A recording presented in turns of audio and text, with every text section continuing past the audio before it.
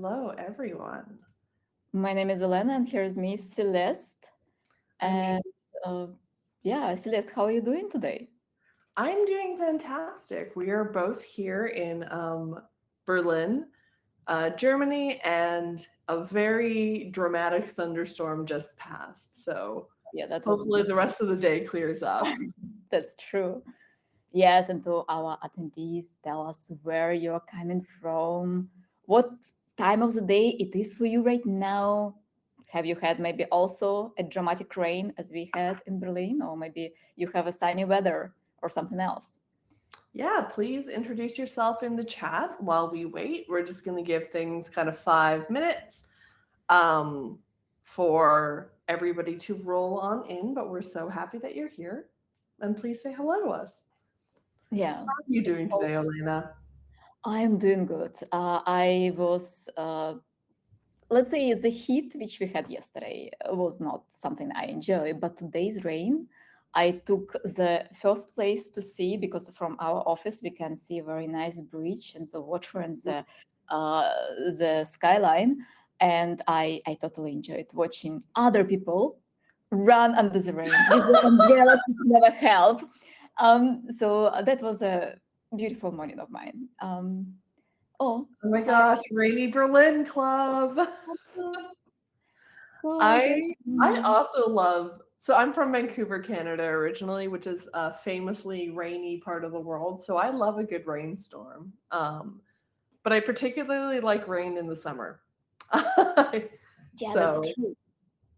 And I think even like getting under the rain in summer is not that bad because it's pretty warm and then you will eventually dry out, especially if you oh, have it. sunny Valencia. I was there 3 years ago for KubeCon North America or for KubeCon EU. Lovely city, wonderful city, great food. Oxford, also cool. Yeah, I've been to Oxford actually a couple of months ago. I was visiting London for a conference and then decided to just a couple of hours of bus trip to Oxford to see that I've famous. never been to Oxford, but I did date a guy who lived in Cambridge for quite a while.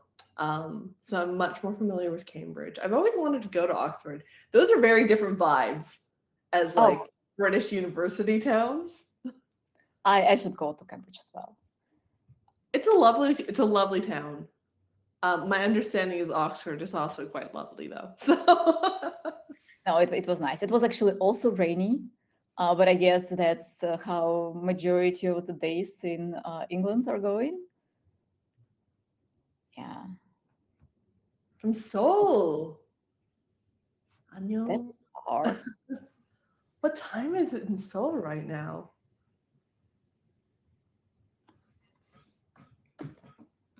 I guess it might be some late evening. I think But it must be. time zones is a huge challenge, I think, for everyone and for computers as well. Yeah. Do you think we should slowly dive into SQL? I was going to say, let's maybe give people another couple of minutes, but how about you let us know in the chat um, why you joined this workshop and sort of how much SQL do you know and what are you hoping to learn? For That would me be personally, I feel like very basic SQL. I think in the sense that a lot of people know SQL, which is like you're developing something and at some point you have to call to a database and at some point you copy and paste the SQL command and like it sort of looks like English, so you're like, yeah, I kind of know what's going on, and like that's about it. you can read it actually, and that's why it's probably you can even use SQL without really knowing it that well. And for some cases, it works pretty fine. But Yeah. we're going to talk a little bit more in detail. And having seen the rehearsal of this workshop, it's actually really, really interesting to learn a bit more of the details of how this actually works. You're looking Mhm. to convert an Oracle database to a Postgres database. Oh, fun. Okay. Yeah, that's always interesting to compare different databases and how they do stuff. And we will look how Postgres actually works with data. But I don't think I ever worked with Oracle database. maybe in my past memories, which I don't. I haven't either. And I'm pretty sure the experience that most people who work for Aiven have is helping people convert from Oracle database to something else. So, Lawrence, you are in the right Oracle. place here. Yeah. All right, you want to get into it? Yeah, let's dive in. So, welcome everyone. Today we are going to talk about the fundamentals of SQL optimization with the focus on PostgreSQL. And this will be a hands-on session. So we will guide you through some techniques and some practices to enhance the performance of the SQL queries in Postgres, or maybe also applicable for other places. And if you're new to Postgres, also no worries, we'll have step-by-step guidance from a GitHub repository to follow. And if you do have some experience with Postgres and SQL, you will still learn a couple of things here and there. So let me follow the slides. So during the session, we will look at different things. We'll start by looking at the query execution flow and the tools you can use to understand how exactly Postgres processes the queries. That's where I expect that Oracle probably works a bit differently with the queries than Postgres, and we will see how Postgres does it. Then we will focus on indexes. Then we'll look at some AI stuff you can use to work with indexes. And we will talk also about vacuuming later. So if you haven't had enough home cleaning, you learn how to do that extra vacuuming experience with the data in Postgres. And to cover all of those topics, we are going to run some queries together.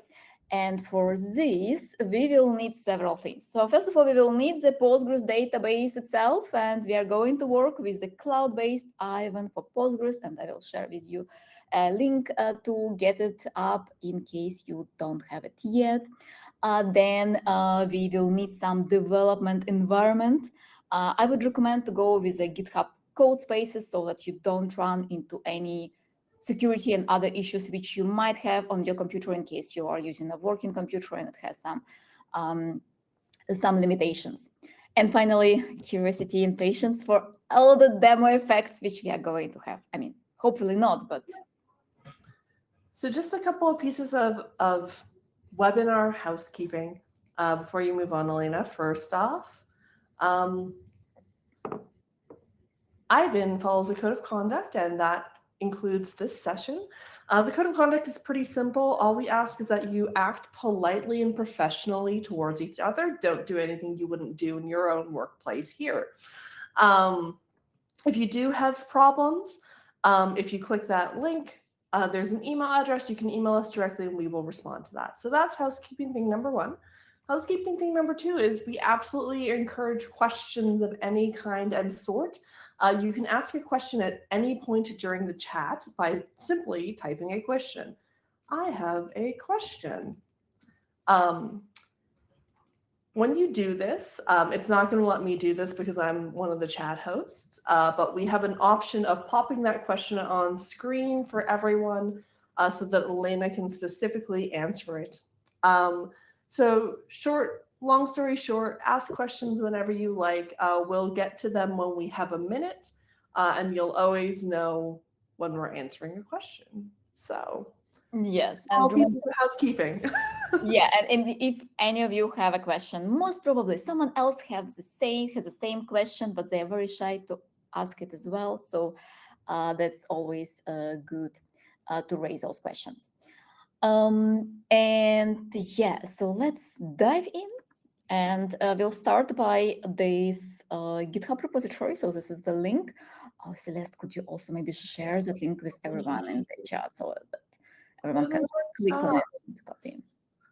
So this is a GitHub link, and it will bring you to this GitHub repository, which we have prepared with all the instructions step by step, so that in case you are moving faster than others, you can also read the next steps, or you can always look at this as a reference later.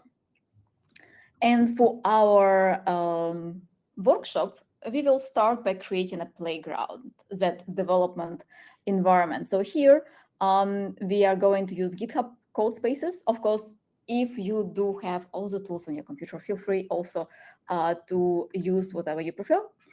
It's just that we have observed that people run into a variety of issues when using their own local machines. So that can be a workaround.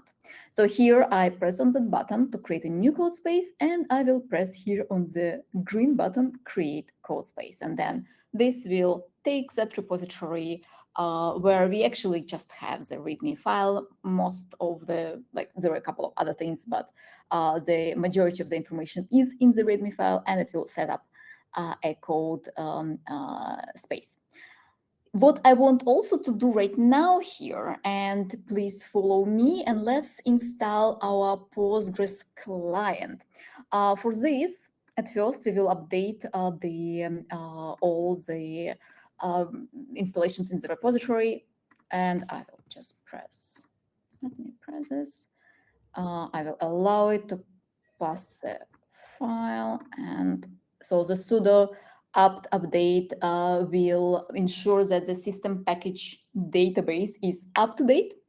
And then after that, we can install the Postgres client, and this will be a PSQL client, which we are going to use to send those queries into the server. And I need to press yes, please install it. There are different clients available. I'm not sure, Celeste, if you have any favorite of yours. I find PSQL to be quite convenient because it's very simple. I am one to stick with the standard tooling that comes with any given project. For the chat, my background is in technical documentation. And the reason that I tend to prefer standard tooling is when you're trying to write something for somebody else, it actually can get really confusing really quickly if you're doing like all sorts of weird, super custom things. JavaScript developers are the worst for this. They've always got like a million little pieces of like shorthand. Are you looking at me here? This isn't to criticize Of the course JavaScript developer on the DevRel team. Just generally speaking, JavaScript developers love like customizations and like shorthand in their code, and it's just like, this is so hard. Nobody understands. I think it comes naturally to JavaScript people because JavaScript offers all that freedom. You can do whatever. Whenever I'm starting, like whenever I work with Java, I'm like, oh my god, why do they do so much extra things which just don't make any sense to me? With JavaScript, you can just do everything within 10 lines of code. I mean, Python might beat that. Python is even more concise. So yeah, we installed the PSQL, and next, let's go and create now a Postgres database in the cloud. In the GitHub repository, there is a link over here. Follow this link. Celeste, you can also share that link in. Oh, thank you so much. So I will copy that link, and you might be already having Aiven set up access to the platform. If you do, actually, maybe put it in the comments. I would be curious how many of you already had that access. But for those of you who don't, I will try to follow this on my own so that you can see exactly on the screen what to expect and how to register. There is no need to enter anything like credit cards or anything, so no worries for that. We just need the name. I will put my name here, and then I will put my email address. I will modify it just a bit so that I workshop, and I will put something like and a very, very secure password. And now I will go and verify the email, to confirm the registration. So you will get an email with the link to activate that, and I will just copy link and bring it here. And the email is confirmed, and I can get started. So after you do that, you will see that you have several options how to use Aiven. I will just go with personal here, assuming that that might be something you will select, and you can keep everything as it is and press done. And then you will land to this list of the services which Aiven has, and also we value all the integrations among the services which we have. However, today we are going to focus on just one of those. We're going to focus on Postgres. So if you click on Postgres, it will offer you a guide to create your Postgres service.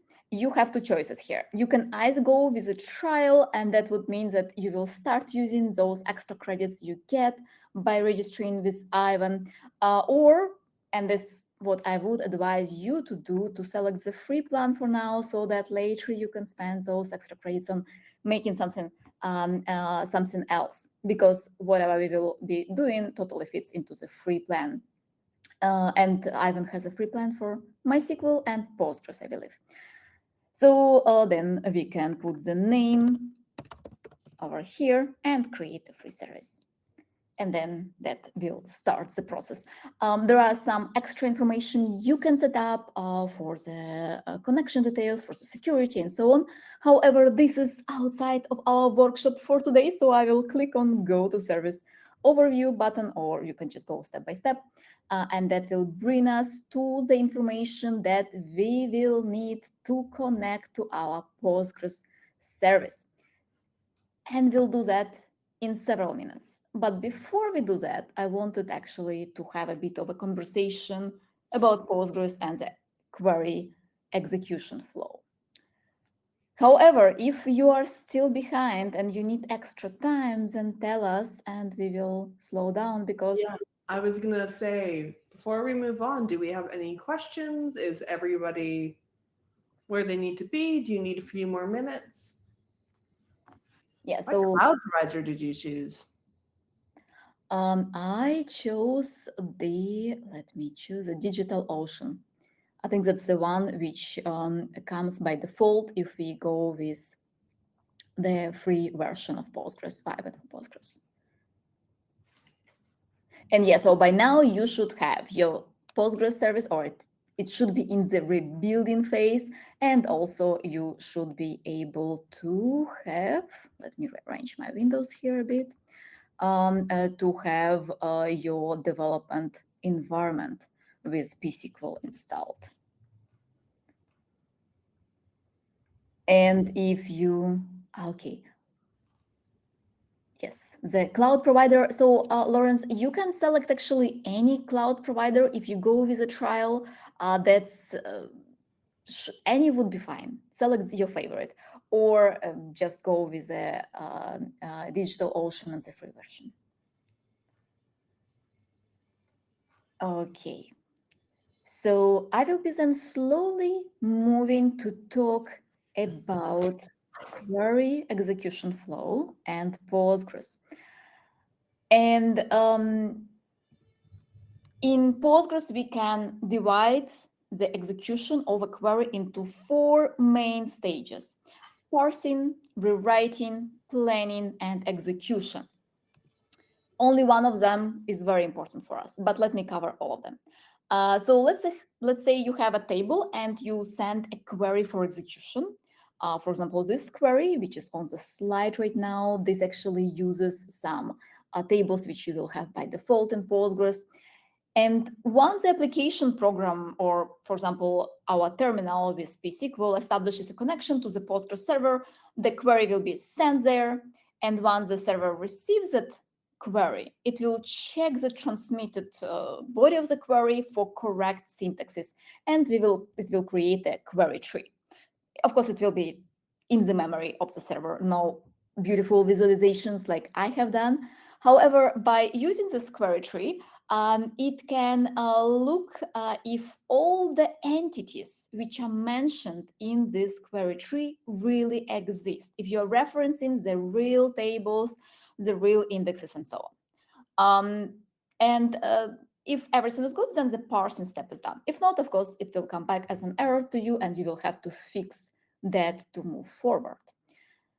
After that, we enter the rewriting or transformation step, and this is a bunch of things. For example, to replace the name of the view, if you are using some views, with a parsed tree or a subtree corresponding to that type of query. And there are a bunch of other things. However, they are not really very important for the performance aspects. So let's move into the planning stage, because planning is the key for us for talking about speeding up the queries or talking about performance. And it's very important to remember for our conversation today that SQL is a declarative language. A query which we write specifies what to retrieve, what is your goal, what information you want to get from the table or tables, but the query doesn't really tell us or tell the server how to retrieve the data. And you can imagine that each query can be executed in a number of different ways. And some ways will be faster and cheaper than others. And to give you some examples of that on one side, when you need some information from the table, you can scan the table from top till bottom and retrieve some specific records from what you need. On the other side, you can actually use an index, and then you don't have to scan the complete table. And you might say, it is always better to use index rather than do the complete scan of the table. However, it's not the case. Sometimes we might want actually to omit Postgres will know better when to use those indexes and when not. Same for joins, like if you have several joins and you need to join the tables together, the way how you are going to do that also might affect the performance. And the optimal way might be by several orders of magnitude faster than non-optimal way. That's why the planner, this part of Postgres, is very, very important. It's one of the most complex elements of Postgres system, and it's being constantly evolved, and we often rely on that, and that probably will know better than us how to execute the query faster. And to find the most optimal plan, Postgres uses the cost-based query optimizer. So we will see also in some numbers later. It will look at different execution plans and then estimate the resources which you need to execute, how much CPU cycles you will need to run that query, what are the I/O operations, and so on. And then it will try to select the one with the minimum cost and then follow that plan. And obviously, there are so many ways of how the query can be executed that often we actually can't really give exact prediction, but Postgres relies on those things we so much love, like dynamic programming and heuristics and so on. What does Postgres take into account when it's making those estimates? It will look at the tree, and then it will try to go into different ways how, for example, with joins. It will try to, you have three tables and you want to join those three tables together in different ways. So, and then it will try to go into different variations and estimate then what will be faster with those. Or for example, with an index, and we will see that in a second. Is it faster to use the index to find the information you're looking for? Or maybe actually you will have to scan the complete table. So it doesn't really make sense to scan the index and the original table. Just go to the table and Postgres will know that. It's kind of the classic engineering interview question then of what's faster, a bubble sort or Yeah, that's what I was saying. And they do use some kind of cool stuff, kind of to predict. And this is why they always ask you in the interviews. Okay, cool. Yeah. So yes, that's planning, and that's actually the key for us, because I think Postgres, especially after that amount of evolution Postgres has had, it's really good at finding the best ways to run those queries. So we should really trust it most of the time. Then execution itself, and for execution, it will take that plan, it's selected, and then follow that plan. But you might wonder, okay, so if you have, especially if you have a slow query, how can you see that plan? And there are different tools you can use, but the most common and the built-in ones is the explain command and explain analyze commands. And the explain one, it displays the execution plan, which we get for a query, and also so explain itself, and we will see it. Actually, let's go and see it, and then we will talk more about it. So by now, and please tell us if you don't have that, but you should have your service running. So it should say with a green, and let me just make it a bit more visible. It should say that it's running, that you have one node, or maybe you have more nodes, depending on how you got it.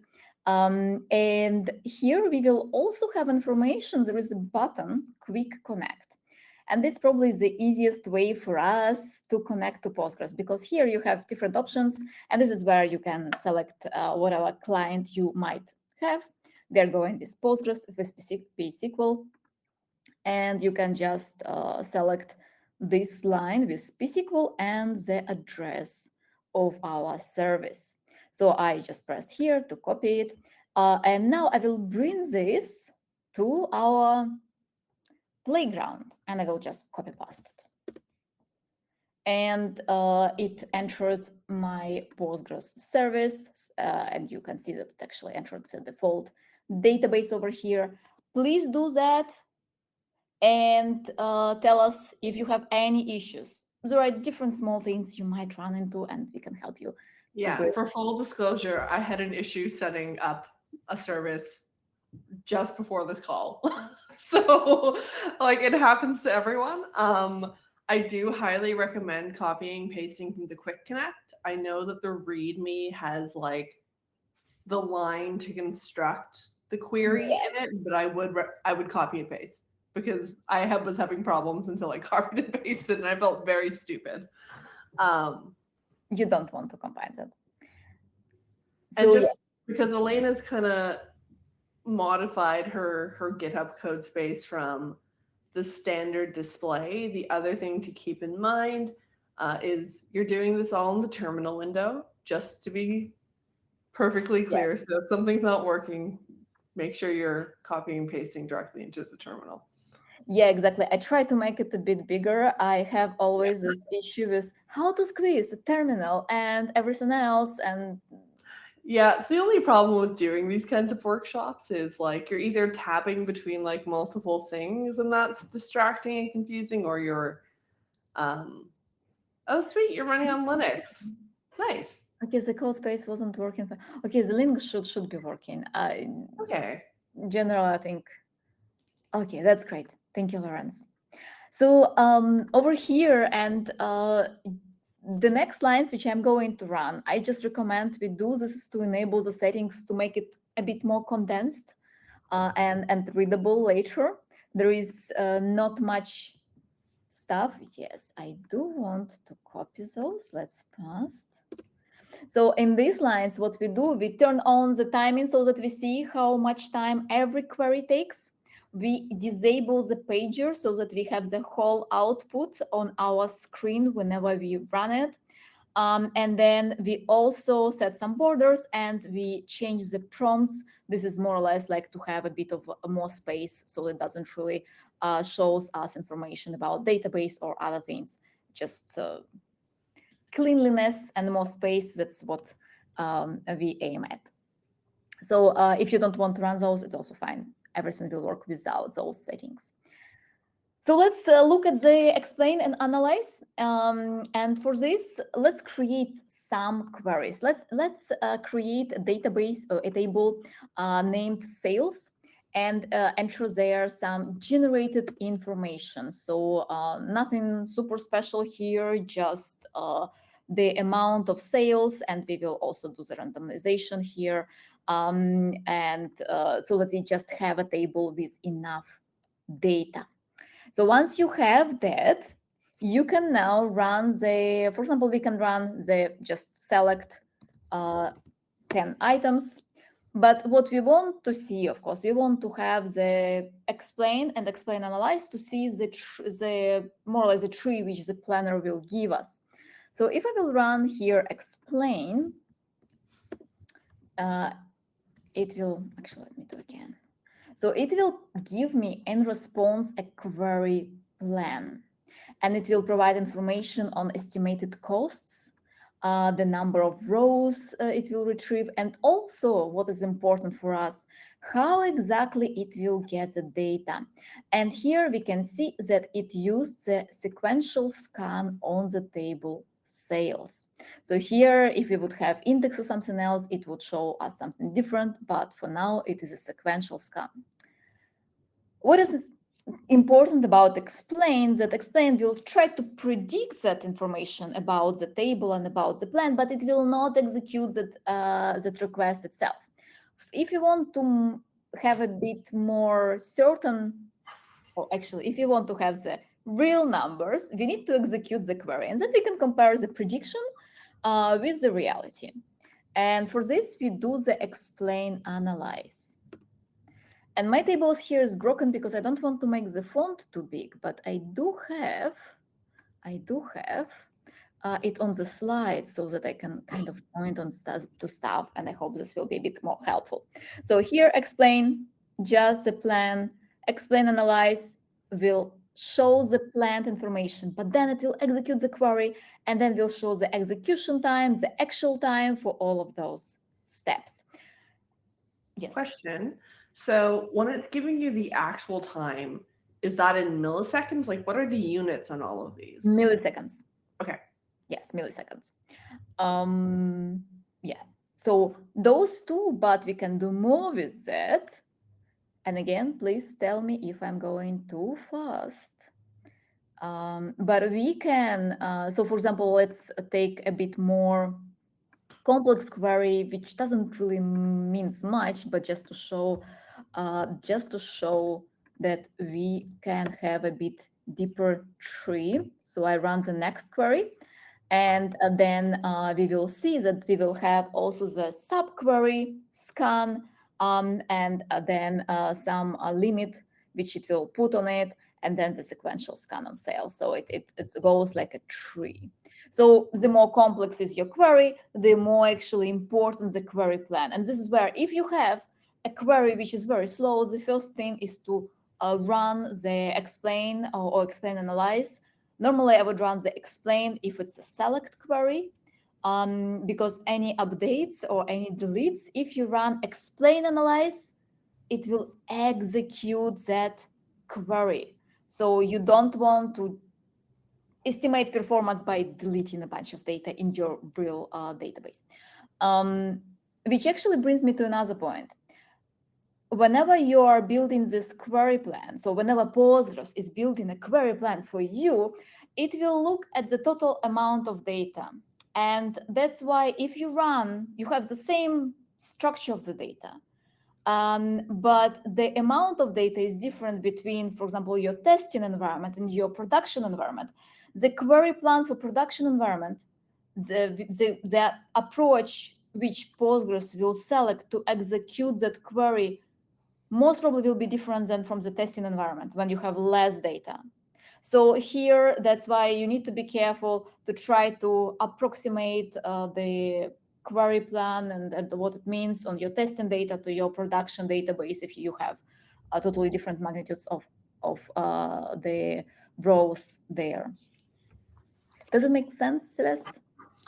It does. And just to clarify, explain, analyze runs the query, right? Yeah, I'm not sure I agree with the naming of that, but yes, if it's explain, yeah, I was going to say, I don't know if I love the name. It's doing a little more than analyze, I guess, is what you I'm shouldn't complain about JavaScripters for naming and the chaos they introduce. Postgres people. SQL is a pretty old language, and therefore all dialects of SQL are a little bit old. So I will forgive. I will forgive the poor naming. Not forgiven to JavaScript people, but to Postgres you do. Yeah. Good to know.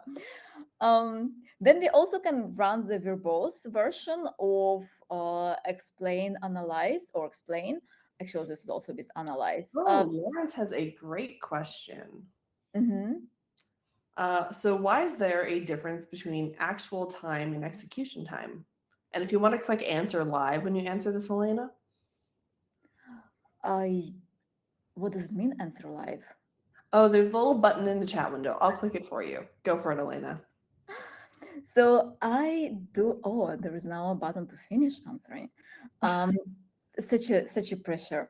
So wait, let me see. So we have the execution time, and then we have. Oh, I'm sorry. Um, I wonder, Lawrence, you mean that over here we have the execution time and the actual time. So the actual time over here is bigger because it also takes into account, I guess, the time we need to get to the server to get the information back. So there are extra things and maybe also other stages of the so we have not only the planning and execution, we also have that transformation stage, the parsing stage, and maybe other processing stage for the server. So I guess that's why the time over here is bigger than the execution time of the query. Oh, I see what you're saying. Because based on, and I apologize because I don't remember your slides perfectly, but there was the first step, then there was plan, then there was execution, and then there's a rewriting stage in there as well. So Yes. you're saying, yeah, The others also take time. the actual the larger time accounts for all four of these plus the network connection time, whereas what's actually being calculated is just the plan and execution time by explain analyze. Okay. I guess so. I also wonder like what exactly it takes in the account here, and but I do think that it should get the time to their server and back. But I guess the difference in numbers is just explained by the different things they count together, whatever those things are. And I think that right now I have this finish answering button. I will just press that one. So that's just for Elena's sake, because this is clearly the first time anybody's used that button for you. By doing that, it records like a little snippet in like the questions only view that's specifically about the answer. See, Which is actually really experimenting with stuff. Yeah. So, but okay, those explain, analyze, and they're going to see them again later. But what I wanted to move and focus next is on probably the most important topic for the performance, and these are indexes. So that's probably also the most obvious thing we do to improve the speed of the queries. And when you think about indexes and what they mean, you can think about maybe some life analogy. For example, if you have read any nonfiction book recently, we don't have that many books. Now I think we are reading a bit less, but if you go to the back of a nonfiction book, you will see an index at the end, and terms and concepts that readers frequently look up. They are often listed alphabetically in the index so that readers can quickly scan the index. So if you are having some particular, like looking for something particular, and then you will turn to the relevant page instead of reading the whole book to find what you need. And in the same way, working with data, we can create those indexes to quickly find the position of a record with a particular ID of a user or any other specific information. So those indexes allow database servers to find and retrieve specific rows in tables much faster than it could do without index. We need to remember that indexes do add extra overhead to the database systems, and especially whenever you will be then editing the data or removing some data, or even adding the data. So the index will grow as well. So you need to maintain that. So you shouldn't really add crazy amount of indexes, but indexes plays a key role for us for the performance. So what I wanted to do, I wanted to show an example of using an index. And that example which I have is a table with some kind of a pet preferences. So where we will have some people who like cats, some people who like dogs. Let me just enter. It's a lot of data here. We're going to use it for vacuuming as well, so it will be useful table. So majority of people like either cats or dogs over here, but some, and I put here axolotls because I think they are very cute, and a single person out of those millions of people who like alpacas. That probably would be me. So now we will try to find, so we added a bunch of rows there with different people, and let's just go and out of this table retrieve a row where the person ID is equal to.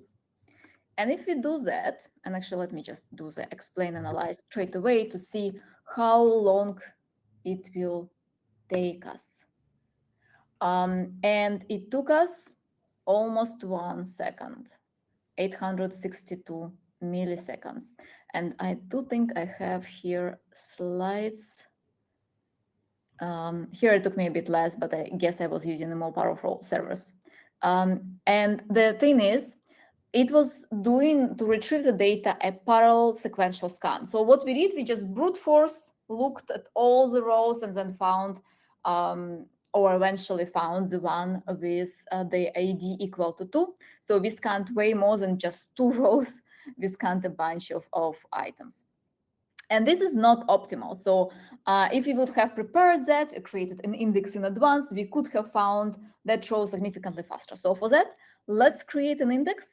And you can choose any name for an index, and you create an index and you're done. So the database will detect that you have an index. You don't really need to do any extra steps. You can then drop the index if you don't want to have it anymore. So just create, drop as you do with tables, for example. And so we created an index. And now if we will run the same query, so the same out of the table with multiple millions of records, we would like to find just one with the ID of the person equal to 2. And it took us 7 milliseconds. And let me go to slides. And here you can see the difference between the first query which we run on the sequential scan, the later query just used the index scan. So it looked into the index, it found that item, and then it referred to the table. So this is significantly faster, and indexes will improve the performance in majority of the cases. Yes. So here's a question. Because you mentioned that indexes also add a lot of overhead to a table. Mm-hmm. When would you want to use an index on a table, and when would it be better not to? Like what scenarios? So I think we need to talk about cardinality of the values for that. So, so here we were looking at the different users, right? So, and every user has an ID. So technically there is, for us, we know that whenever Postgres does a sequential scan, it might not truly suspect it, but we know that there are no 2 users. Oh no, it actually will know as well. But anyway, so we know that the granularity, the cardinality is very, very high because all the users have different ID. However, if we look at the types of animals in the table, we have plenty of cats and dogs. And if, for example, we are looking for all people with either a cat or a dog, then for Postgres, it doesn't really make sense to use a specified index for that because it knows that it will actually have to read anyway the biggest part of that table. Let's actually look at that example. So here, like we figured out with the person ID. Now let's run a bit of a different query. Let's actually create a different index. And before we create that index, let me just show you like this di plus command will help us to see the indexes which we have, and dt plus will help to see the tables which we have. So remember these commands because they will always be able quickly to tell you what you have in the system. But let's create an index now not on the person ID, but on the animal itself, where we know that in our table, we actually have only 2 animals. It can be actually different types of data about, I don't know, like the locations of people from different countries or something like this. So wherever you're not having high cardinality of those records, those values, you might think twice if you should use index. It might still be beneficial, but not always. So we created an index. So now if I will look into the indexes, we have the ID animal and ID IDX ID, so for the person and for the animal. But if I will run a query and I will just ask Postgres to return us number of people who like either cat or dog, then what happens? And let me bring it again to the slides. We are going still to do, so this is like 2 queries, one retrieves all the values, another one counts, but it will not going to use the index. Even though we do have an index here for the animal itself, it will still lose a sequential scan. And in the count star, it will do the parallel sequential scan. But so it will not rely on the index because it figured out that to get all the cats and dogs, it still needs to read like, I don't know, 90% of the table. So index will not really help. And Postgres is smarter than that to use index for something which will not give any performance benefit. Okay, interesting. So we do have a question from the chat. I'm going to pop it on screen for you, Elena. Do we need to add a second index on person ID description for better performance? If we are going to, oh, this with descending, I guess, that one I'm not sure. I am not sure what exactly, Dmitry, you mean for the person ID descending for better performance. Maybe. I would go with one index for one column, but maybe there is a trick in that question and something which I am not aware of. Dmitry, if you can, could you give us a bit more context? I mean, just instinctively. Oh. So Dimitri says we can provide. I see. I never use it this way. That's actually a good point. Then, yes, if you do know that that's how you're going to use it, that probably will help. I think it for all the indexes, I believe it in the end is how you're going to use that data and read the data, because you technically can add so many indexes. But the problem is then you have to maintain it. And whenever you're adding a new person or you're modifying the data, that would actually mean also modifying the indexes. And you don't really want to have index just in case. Yeah, like I think the idea, I mean, think of it like a book, for lack of a better word. Like most books only have one index in them, and it's because you wouldn't ever need to. Some books have 2 indexes where you can maybe cross-reference things alphabetically or cross-reference them by like general subject matter. But the idea of an index comes from books and comes from libraries, and typically you're indexing things that you know are unique or individual. And so I think that's the like cardinal concern that you need to have when you're indexing any kind of data is like, is this the most important individually identifying piece? So for example, with person, like an individual person is going to be the most individually identifying piece. And regardless of the fact that those descriptions are going to be different from person to person as well, that's not more important than the person themselves, right? So I kind of think you have to think about it that way. Like the interesting thing about indexing is then it becomes a lot about database design, and you have to actually like understand what the domain you're working in is to understand what the correct thing to index is. Does that make sense? I feel like that's not the most clear answer, but I think it's a good answer. Okay. Apologies if that's not as clear as you hoped for, Dimitri.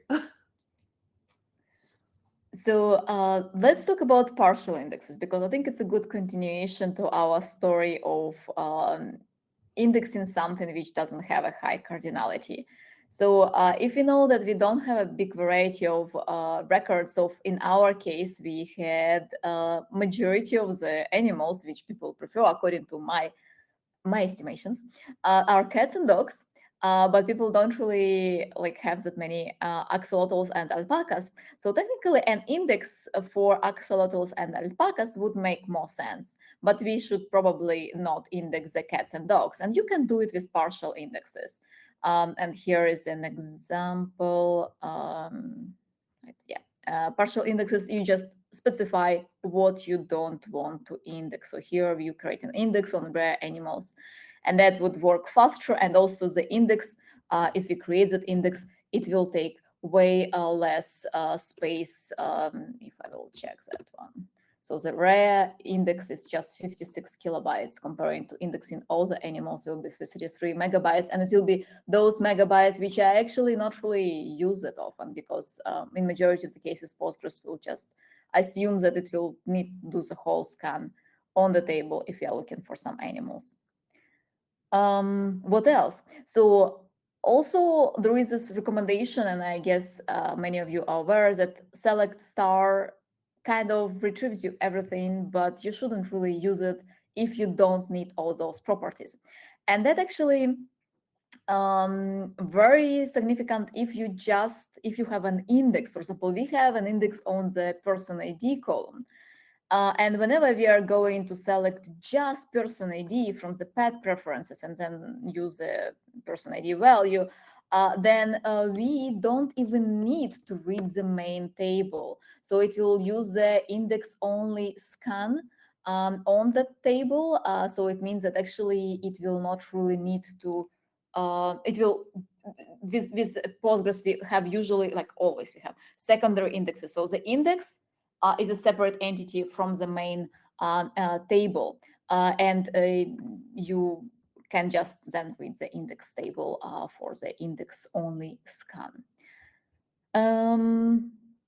I see we are slowly running out of the time, but very important stuff. You need to know which indexes to add. Or like, let's say, if we are working here with just pets and pet owners, that's kind of a bit obvious which indexes we need to add. But the problem comes if you have a pretty complex system, and then you're wondering which indexes you are missing.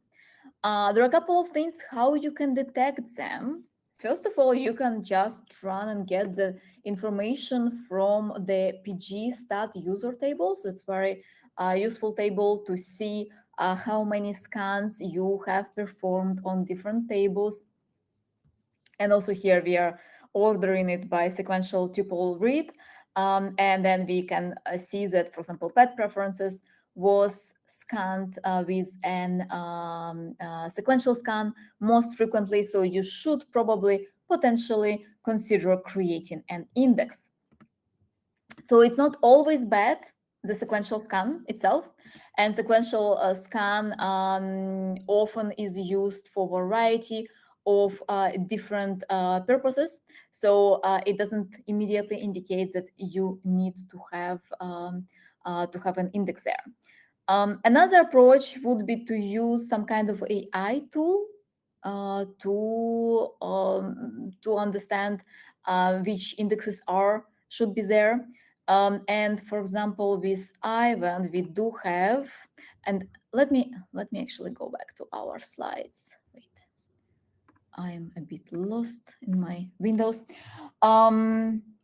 So I created, and this is just because we will not be able to load all the data into a big table here during this hour. So what I did, I took the New York taxi trip data, and it has a bunch of historical activity from the taxis, and I ran 3 different queries to find some correlation between distance, area, and amount of tips which drivers get, or average amount spent on taxi trips, or some kind of a weird specific details on certain trips where the fare amount is equal to 100 or a tip amount for some reason is more than 600.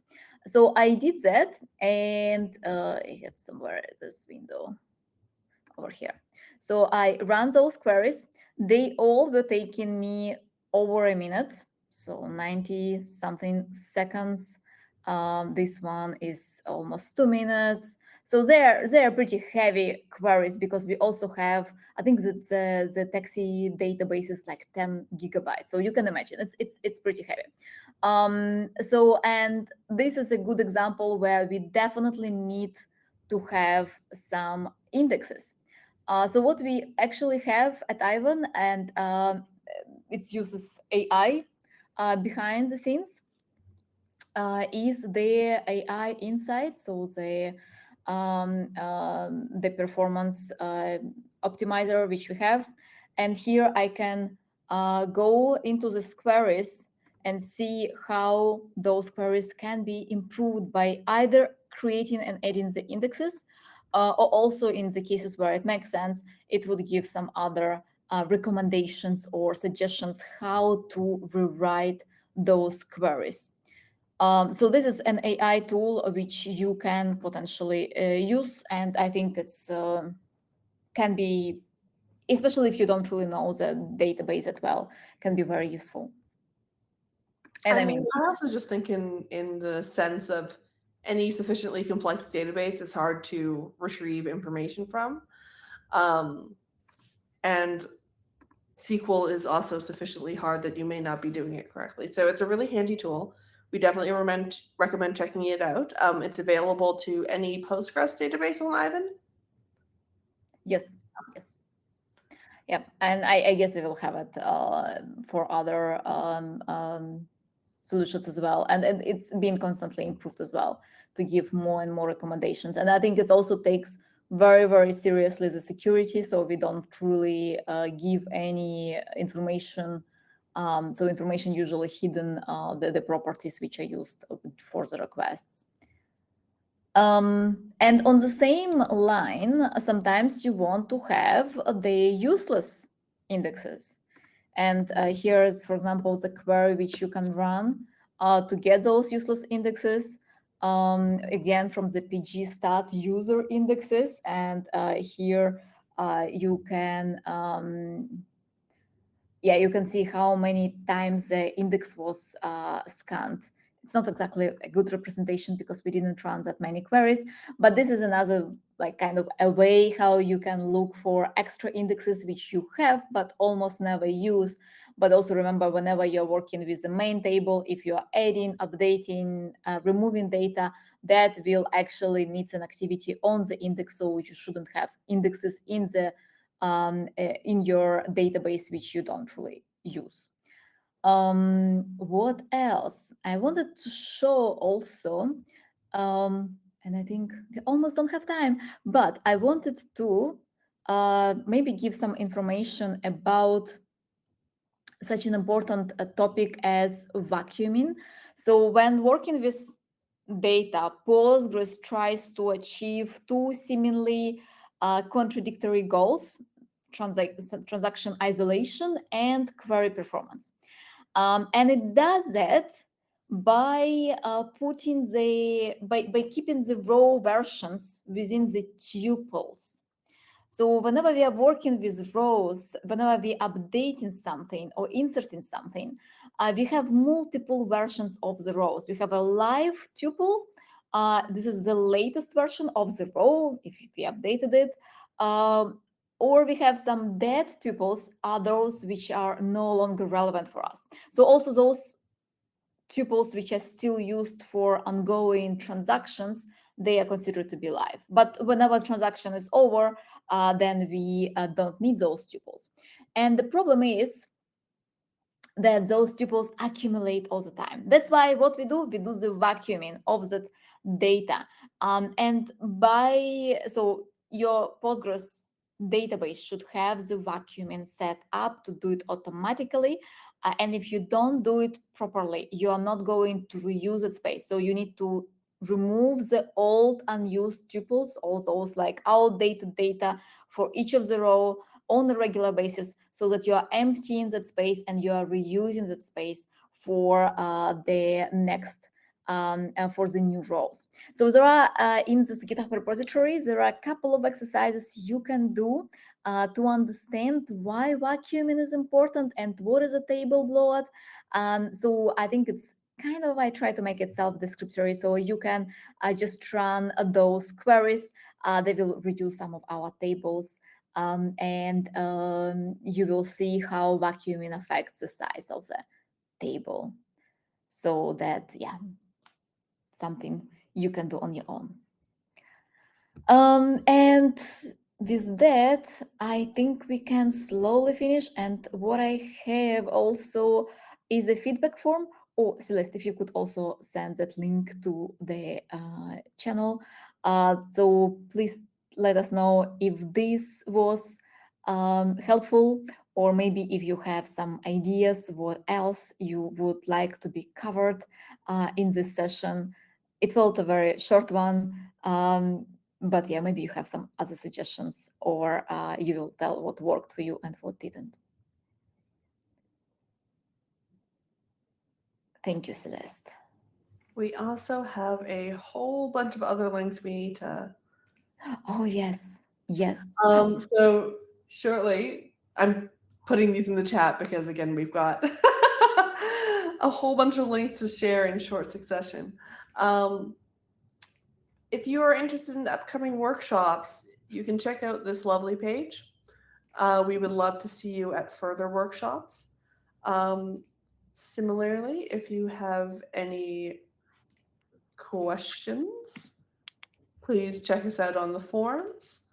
And if you would like to keep up with Aiven, but you absolutely hate the idea of remembering to do things yourself, that would be me. Like, that's a criticism of myself here.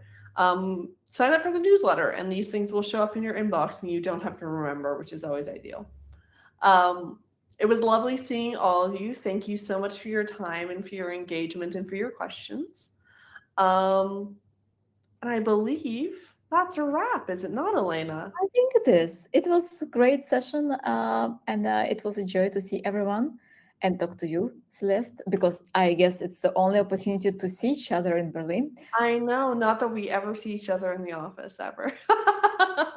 All right. Thank you all so much, everybody, and I hope the rest of your Thank day, you, everyone. month Have a great goes day. beautifully. Bye-bye. Bye.